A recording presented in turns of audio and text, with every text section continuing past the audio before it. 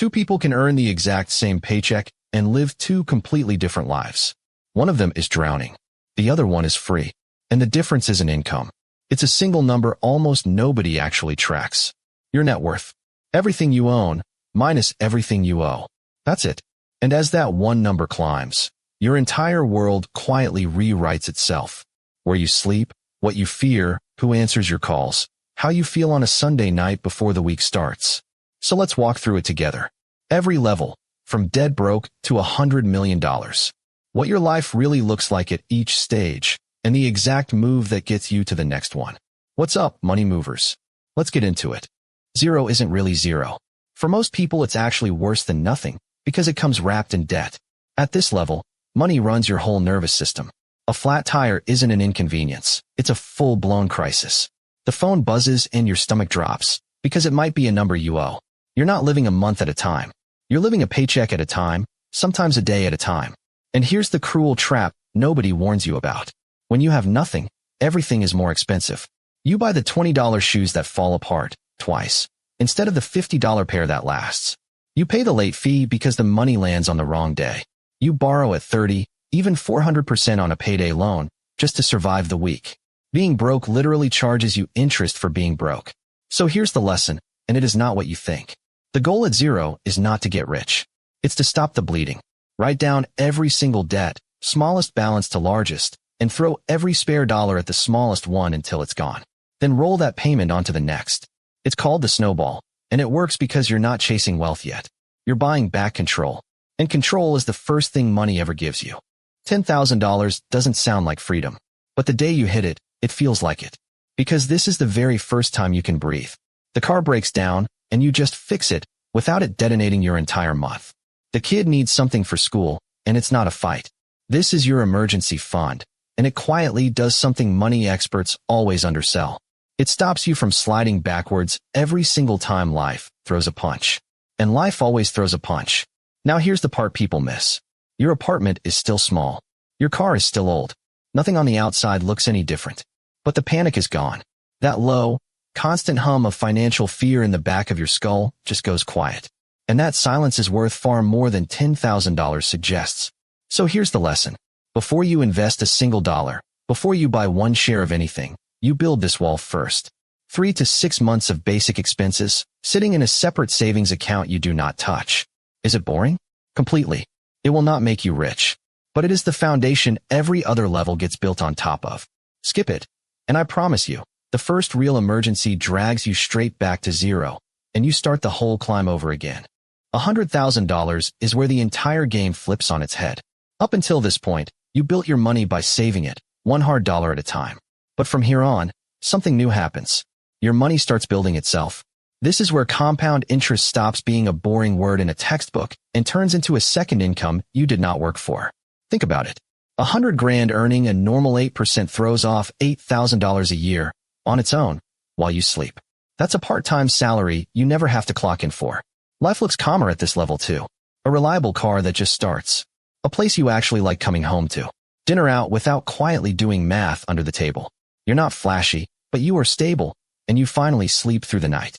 There's a famous line among investors. The first 100,000 is the hardest you will ever earn.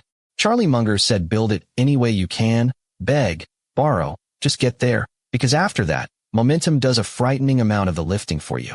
So here's the lesson. Automate it completely. Every month, a fixed amount moves automatically into low-cost index funds before your brain even gets a vote. Don't try to time the market. Don't chase the hot stock your cousin won't shut up about. Just feed the machine, relentlessly, every month, and let time do the work that effort alone never could. $1 million. The number everyone dreams about. The finish line in 1,000 movies. And here's the surprise that nobody believes until they get close. At $1 million, your life does not look like a music video. The real millionaires, the ones who keep it, are almost completely invisible. The paid-off house on a normal street. The 4-year-old car. The quiet. What actually changes at $1 million is not the showing off. It's the options. Because for the first time, money buys you the single rarest thing on earth. Choice. You can walk away from a boss who disrespects you. You can take the risk on the thing you actually believe in. You can simply say no. Your investments now quietly earn what used to be your entire salary, while you do absolutely nothing. But there is a warning that lives at this exact level, and it has eaten more fortunes than any market crash. It's called lifestyle creep. The bigger house, the nicer car, the upgrade that always feels earned. Spend like you're rich, and you'll stay one bad year away from not being rich at all. So here's the lesson. At $1 million, your job changes from building the machine to protecting it. Keep living well below what you can now afford, and let that gap keep compounding for another decade. Because the millionaires who fall are always the ones who started eating the seed instead of planting it. $10 million is the level where wealth quietly stops being about you. At this point, you genuinely cannot outspend your returns without actively trying to. $10 million at a calm 7% throws off $700,000 a year. Most people could not burn through that if they made it their full-time job. Work becomes a choice you make for meaning, not a thing you do for rent. The view changes, and I mean that literally. The home with real space around it. Travel booked without ever checking the price tag. A team of people who quietly handle the things that used to eat every weekend of your life. But watch the smart ones here, because they do something strange. They get quieter, not louder. They've learned the secret the loud ones never do. More stuff stops moving the needle a long time ago. Freedom is the only thing left that does. So here's the lesson. The truly rich do not just earn. They protect and they multiply. This is the world of real diversification. Owning small pieces of many great businesses. Real estate that pays you rent. Money flowing in from a dozen different streams while you sleep. The entire mindset flips. It is no longer how do I make more. It becomes how do I make absolutely sure I never lose this. $100 million. This is a different planet entirely. At this level, you are not really managing money anymore. You are managing influence. Doors open before you even knock on them. Your calls get returned in minutes, not days. You're no longer buying things. You're buying companies, buildings, and the time and talent of brilliant people who now work toward your vision. And here's the strange part that nobody standing at the bottom ever believes.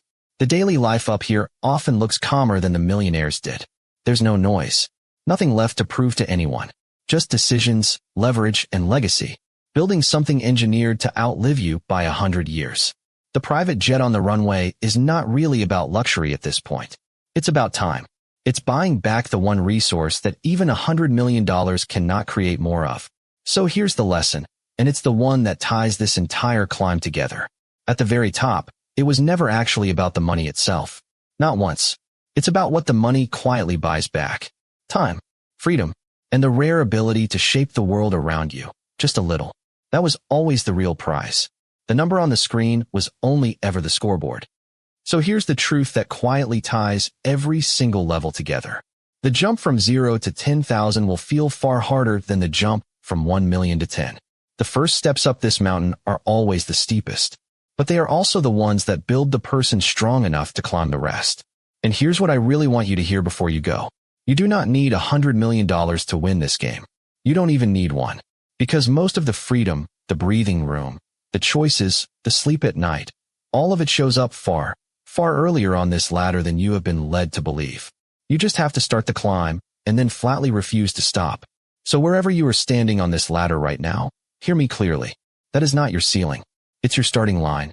If this gave you a clearer picture of the road ahead, do me one small favor and subscribe, Money Movers. We are building real wealth here, one video at a time. And trust me, you're going to want to be around for the next one. Keep moving.